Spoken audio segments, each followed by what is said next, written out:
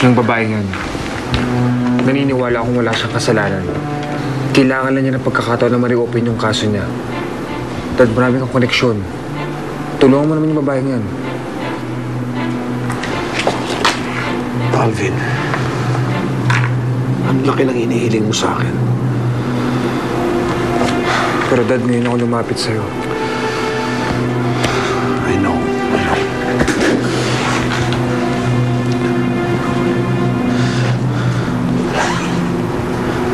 I have a proposal for you. Tutulungan ko tong babaeng to sa kaso niya. On the condition na babalik ka sa poder ko.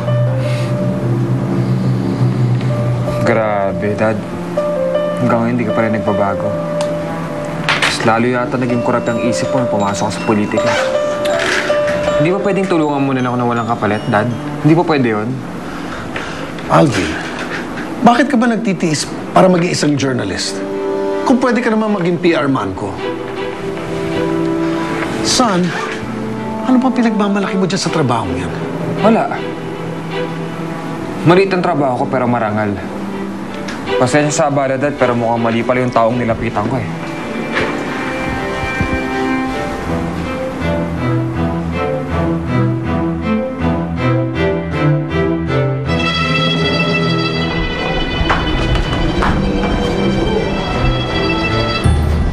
Uy, ano yan? Ladi, labas mo ang rilo ko! Magnanakaw ka! Wala akong kinukuha sa'yo. Tatanggi mo pa? Huli ka na! Binukal ka na sa akin ni Tekya! Hindi wala talaga sa akin yun. Yan, yung sitisay sa kanya ko nakatingrol mo, itinago niyo sa lalim ng unan. Tisay, ikaw ba talaga nagnakaw nito? Paninindigan ko na lang to. Pasensya na lang. Ikaw yung nakakulong dito. Hindi ko kinuha yan. Siya yung nagnakaw. Hindi na ako tanga para umako ng kasalanan ng iba.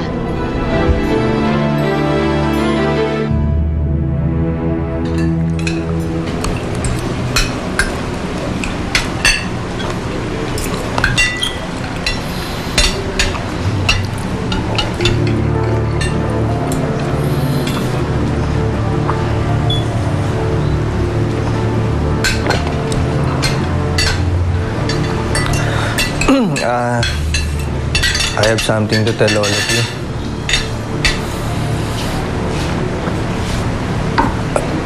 Bahala ko na kasing magbitiw sa kumpanya ng pamilya.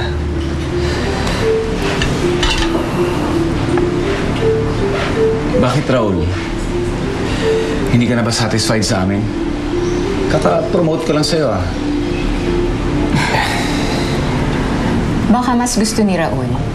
Mas mataas na posisyon. It's not that. I just want to prove something to myself. Tsaka ayoko namang sabihin ng iba na mabilis yung pag-asenso ko dahil malakas lang ako sa pamilya. Siyempre gusto kong gamitin yung sarili kong kakayahan. Well, gusto niyang umalis. So, let him go! No. Hindi ako papayag na mawala ang asawa ko sa kumpanya. Ako rin. No, Raul. Hindi ka pwede mag-resign. Malaking asset ka sa company namin. Hindi natin siya pwedeng pakawalan, Dad. Bigyan natin siya ng executive position. You deserve it.